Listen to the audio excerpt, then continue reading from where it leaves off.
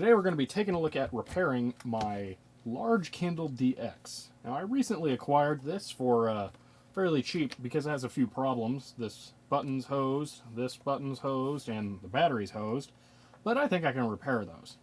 Now if you're not familiar with the Kindle DX, it was the much larger version of Kindle available when they first started coming out. I believe this was part of the second generation, maybe third. But it is really nice to have a screen this big compared to this big. Now, one of the great features of this is that a PDF can be displayed on the whole screen and it is perfectly legible. I have done this with datasheets already. It's awesome.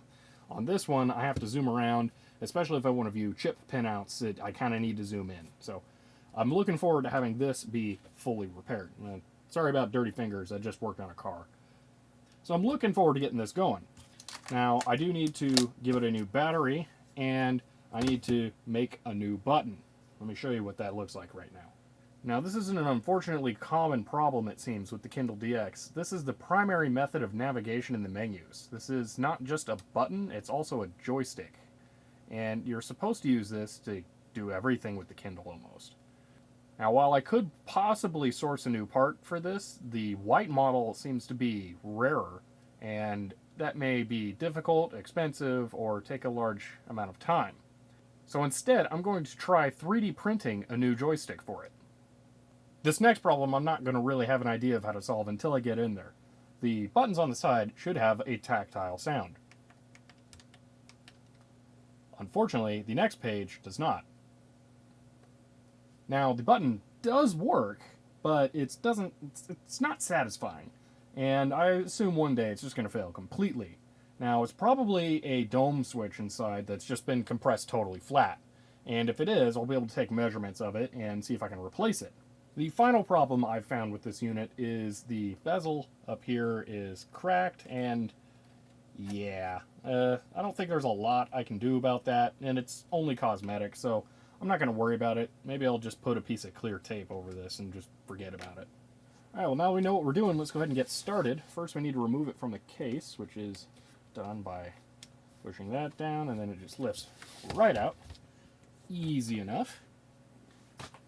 And then we need to get this open. Oh, you can see how much I did not pay for it, because I got it for less than that. But I'm going to have to pull this off, which supposedly you just get under here. And this pops off. Making sounds over here, and I can kind of get my fingernail under it. Let me see. Wow, that's total. Maybe the sound was this thing just completely giving up. Man, that's garbage. Oh, that's definitely going somewhere. Ooh, it's close on that side.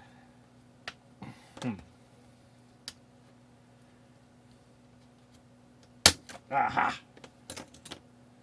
I broke whatever that was, but hopefully it's not important. Let's see. Ooh.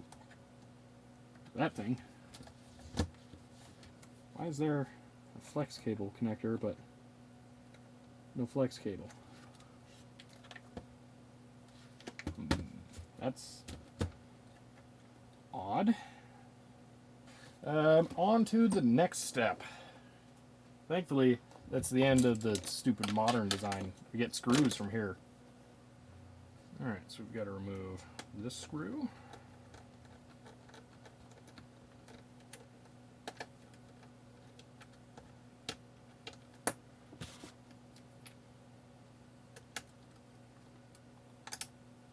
That's not good. Oh, and we got to remove this screw. No way we're ever finding that other one. Yeah, I'm never going to find that other screw again, but oh well. I tried. Ooh, that was easy. Ah. Oh, there's a battery. So how close to a real one did I get?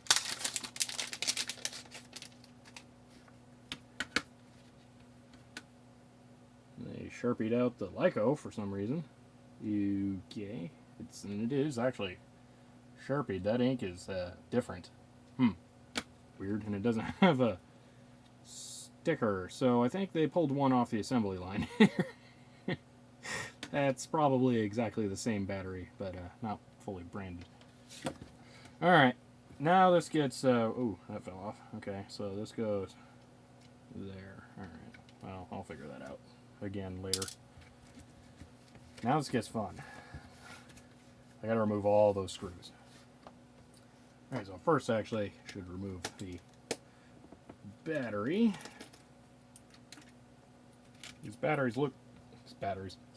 These screws look like they might be the same as the ones that hold in the battery, so you might be able to get away without removing, or by mixing them up, but I'm just going to go ahead and keep them separate.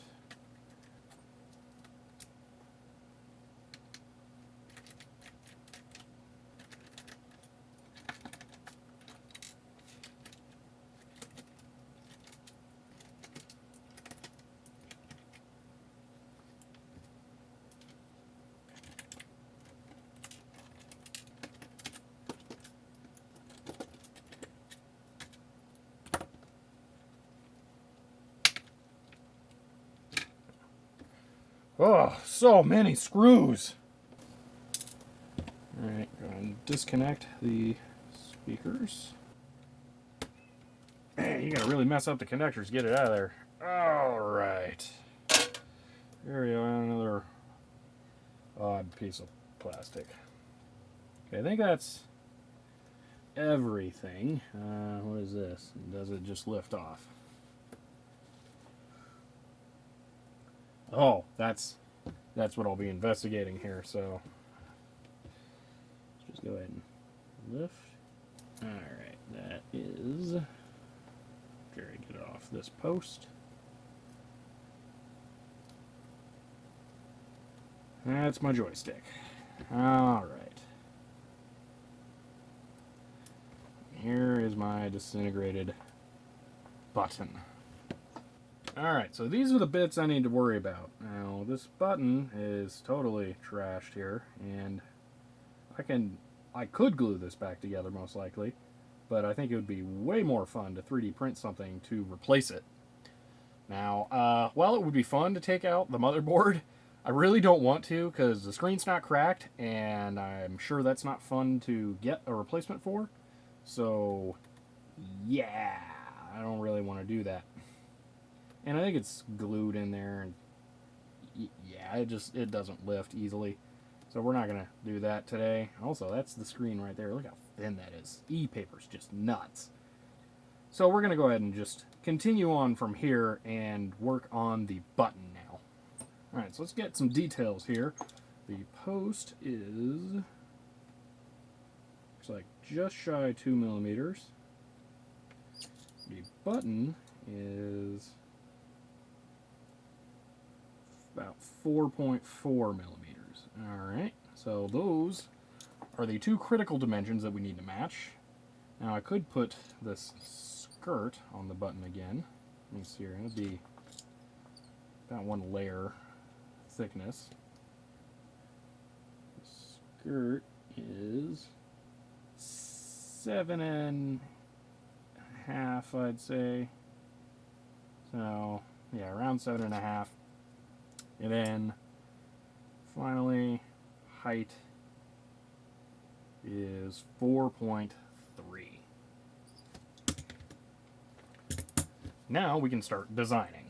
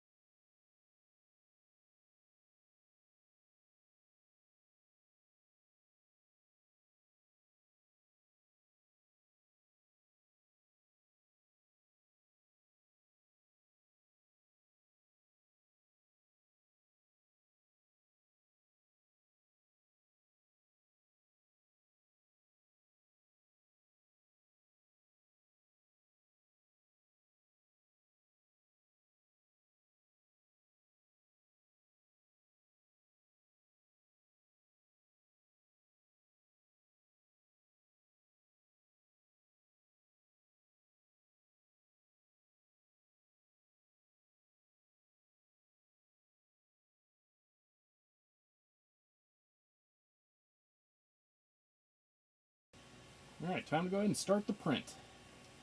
We'll have to see how this goes. I wouldn't be surprised if I have to print another one of these after I make the post hole a little bit bigger around. I'll probably just jam a file in there and make it larger, though, if it doesn't fit. Not that it takes a long time, it's just, might as well.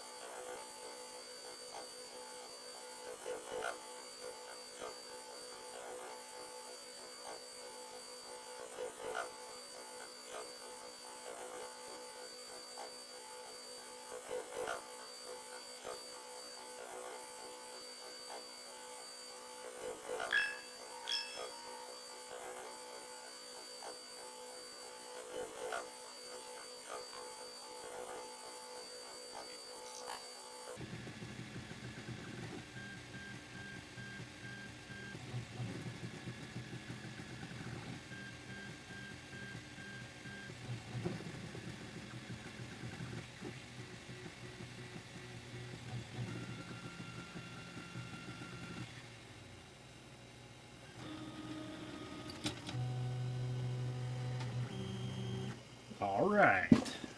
It took a little massaging with a file to get it on there, but that is a new Kindle DX button. See how it fits in the case. That's pretty cool. Well, now that that's done, I can just go ahead and throw this thing back together. And there we go. One fully repaired Kindle DX joystick. I'm extremely happy with this. That worked out pretty well.